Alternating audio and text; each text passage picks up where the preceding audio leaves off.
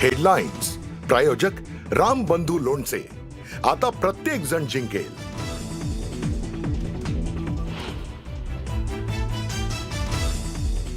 मुंबईतील विजयानंतर भाजपचं सेलिब्रेशन. मुंबईमध्ये भाजपच नंबर 1 चा पक्ष. मराठी माणूसही भाजप सोबत हे सिद्ध झालं. फडणवीसांचा ठाकरेंना टोला.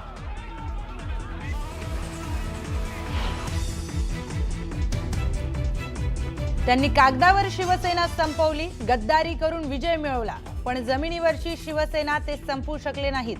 उद्धव ठाकरेंनी शिंदे फडणवीसांना सुनावला.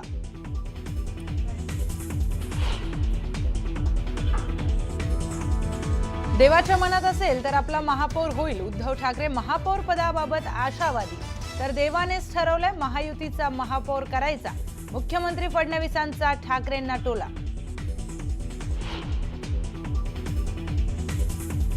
पुण्यात मुख्यमंत्र्यांनी घेतली नवनिर्वाचित नगरसेवकांची शाळा. डोक्यात हवा न जाऊ देता नीट जबाबदारीने काम करण्याच्या सूचना.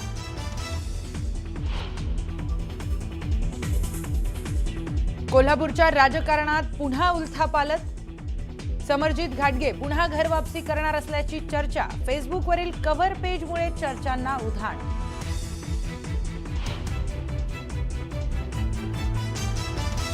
कोल्हापुरात निवडणूक निकालानंतर शिवाजी पेठेत तुफान राडा. बोंद्रे खराडे गटात तुफान हाणामारी. Video viral.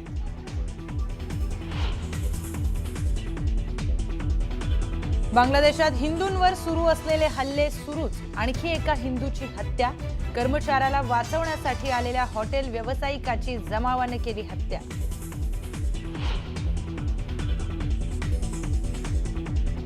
Under 19 world cup मध्ये भारताचा सलग दुसरा विजय. बांगलादेशचा केला 18 धावांनी पराभव. विहान मल्होत्रानं केला 4 गडी बाद.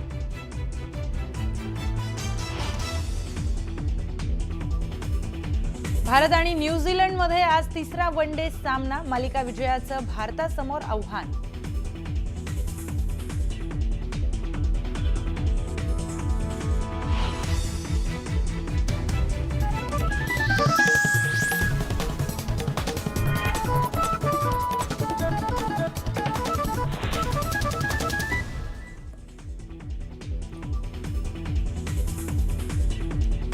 नमस्कार, मी प्रियंका लाठी. आपण पाहताय न्यूज 18 मराठी, आवाज महाराष्ट्राचा. बातमीपत्राच्या सुरुवातीलाच महत्त्वाच्या घडामोडी पाहूयात. तर काल उद्धव ठाकरे यांनी पत्रकार परिषद घेतली आणि त्या पत्रकार परिषदेमध्ये त्यांनी एक वक्तव्य केलंय. त्या वक्तव्याची चर्चा सुरू झाली आहे. देवाच्या मनात असेल तर मुंबईमध्ये आपला महापौर होईल, असं वक्तव्य उद्धव ठाकरेंनी केलं.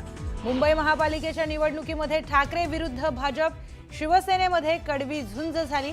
यामध्ये भाजपने बाजी मारली तर ठाकरे बंधूंना 72चा आकडा ओलांडता आला नाही. महापालिकेच्या निकालानंतर उद्धव ठाकरेंनी पत्रकार परिषद घेत निकालांवर भाष्य केलं. याच सोबत त्यांनी मुख्यमंत्र्यांसह भाजपला जोरदार टोले लगावले. उद्धव ठाकरेंच्या टीकेला मुख्यमंत्र्यांनी देखील जोरदार प्रत्युत्तर दिलंय. पाहूयात. आपला महापौर व्हायला पाहिजे हे तर स्वप्न आहेच. बघू देवाच्या मनात असेल तर तेही होईल.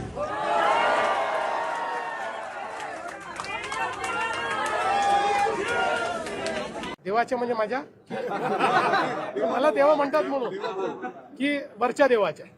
वरच्या देवानेच ठरवलं आहे की महायुतीचा महापौर करायचा आहे. तुम्ही आमचा सोडू. देवाची इच्छा असेल तर महापौर होईल. देवाचं म्हणजे देवाची, मेवाची नाही. देवाची इच्छा असेल तर महापौर होईल. देवाचं म्हणजे देवाची, मेवाची नाही. तर भाजप पक्ष जरी कागदावर दिसत असला तरी जमिनीवर उरला नाहीये, अशी टीका उद्धव ठाकरेंनी केली आहे. त्याला मुख्यमंत्री देवेंद्र फडणवीसांनी देखील उत्तर दिलंय. पाहूयात.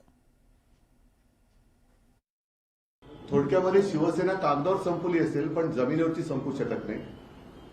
आणि भारतीय जनता पक्ष हा पक्ष कागदावरती आहे पण जमिनीवरती नाहीये. कारण तो जर का जमिनीवरती असता तर त्यांना पक्ष फोडावे लागले नसते, त्यांना पुसली जाणारी शाही वापरावी लागली नसती, यंत्रणेचा दुरुपयोग करावा लागला नसता, नियम बदलावे लागले नसते.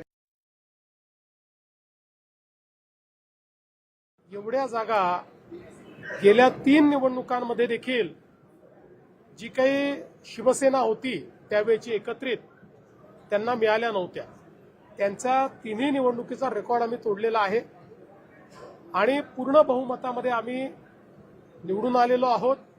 त्यामुळे आता कोण काय म्हणतं, काय असतं की गिरा तो क्या हुआ टांग तो ऊपर थी असे म्हणणारे खूप लोक असतात.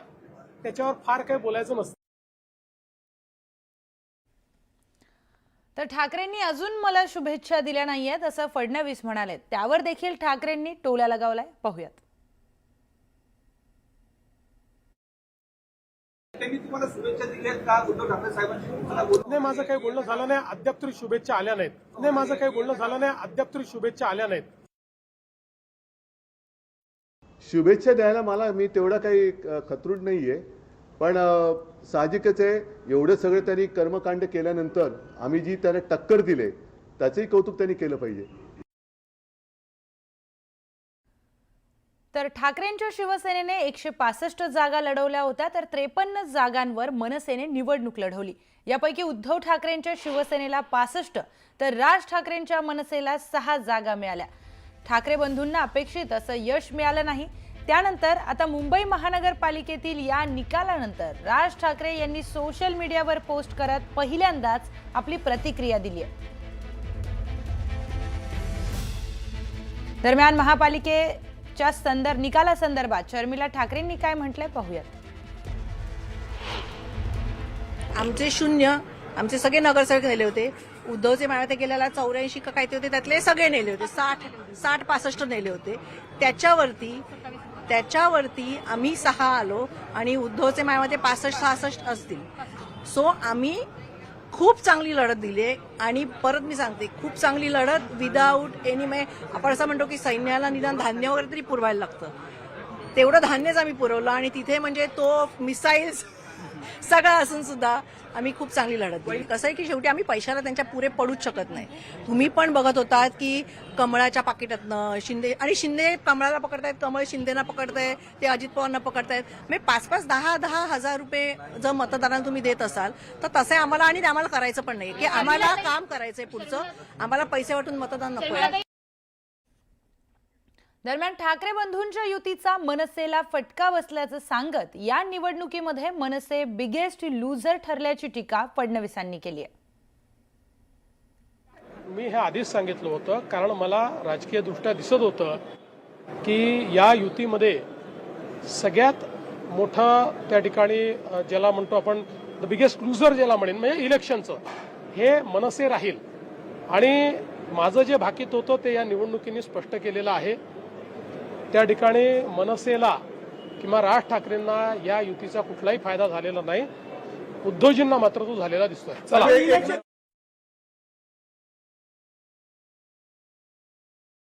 त्याच्यामुळे सगळ्यात डॅमेज होणारा पक्ष जर महाराष्ट्रातला कुठचा आहे तर तो मनसे आहे. पण मनसेची मताची जी गॅप होती ही सगळी पूर्वीची मनसेनं युबीटीला ट्रान्सफर करून भरून काढली आणि मनसेच्या जीवावर आज युबीटी पुन्हा एकदा छाती फुलून आमच्या समोर उभी आहे. हिंदीची सक्ती आणती असं सांगून त्यांना आमच्यापासून दूर नेलं, त्यांच्यावर जाळं टाकलं भावनिक, आणि त्यांचा स्वभाव हा संवेदनशील असल्यामुळे ते तिकडे गेले. पण ते गेल्यानंतर सुरुवातीलाच मी सांगितलं होतं की या महानगरपालिकेमध्ये सगळ्यात मोठा फटका हा मनसेला बसणार. नाही, आता हे शिवसेना भवनचा वॉर्ड हा आम्ही दिला ना, त्यांना निवडून पण आला. त्याच्यामुळे असं काही नाही आहे की त्यांची आम्हाला झाली आमची त्यांना नाही झाली, असं काही नाही आहे.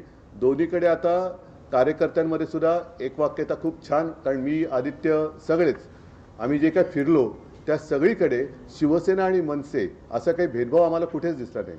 छान एक दिलाने आम्ही लढलेलो आहोत.